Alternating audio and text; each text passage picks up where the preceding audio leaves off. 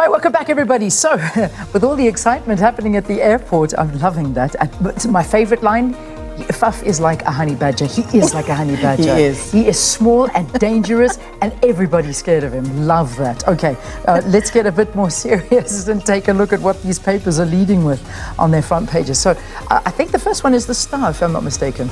No, I'm wrong. It's the Business Day. Okay, let's get into the Business Day. So, the Business Day is Constitutional Court flays home affairs. That's what they're saying. We had this in our news as well. Government gets a year to pass new immigration law that protects suspected illegal immigrants in detention. Quite an interesting one. So this is a landmark ruling ordering the state to ensure suspected illegal immigrants appear before court within 48 hours, a right enjoyed by SA citizens in a scathing judgment that tore into the conduct of Home Affairs top brass. So that's the one there. Then there's a photograph of 70-year wait. This gentleman, Kibore Ngasura, 105 years old, a member of the Talai community, which accuses the British colonial government of displacing them from their farm, sits outside his house in Tuganon village ahead of the visit to Kenya by King Charles and Queen Camilla. Look at that, hey, what a photograph and what a story. In 1952, Ngasura intended to petition the then Princess Elizabeth to relocate his parents from a detention camp into the barren, mosquito-infested town of Kwasi. Before he could do that, King George died and the new queen left Kenya hurriedly. We remember this in history.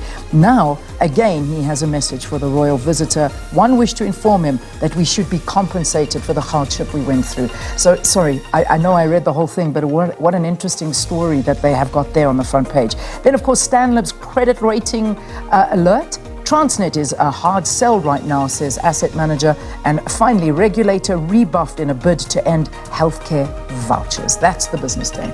Right, moving on to the Citizen and, going to the Star. I got the Star. Sorry, we're sharing the papers out here. They're hard to read, so we've got them in front of us. All right, let me go through the Star quickly. Gaza atrocity, SA calls for genocide probe. UN resolution has done nothing to rein in violence unleashed. Calls for humanitarian ceasefire as Gaza on brink of catastrophe. That's what they're saying there. Then the beautiful picture there, can you believe it? Van Riemen's Pass covered in snow as the Free State cold, rainy, and in some places snowy weather hit inland provinces yesterday, and South Africa ranked as having the least strict road rules. It's another story we'll leave to you to read. And then finally, DA slams Eskom over plans to spend millions on logo design.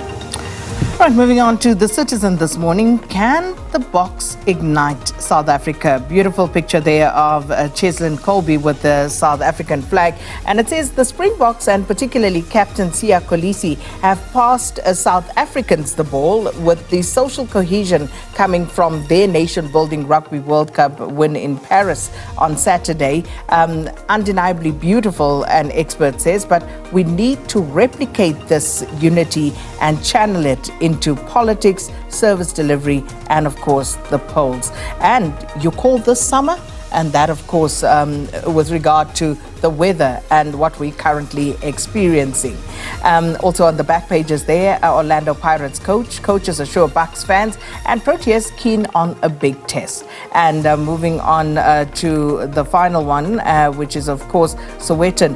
Beautiful picture there. Lovely. On top, what's with the cold snap? And that's the question that we're all asking this morning. But of course, more importantly, is your doctor legit?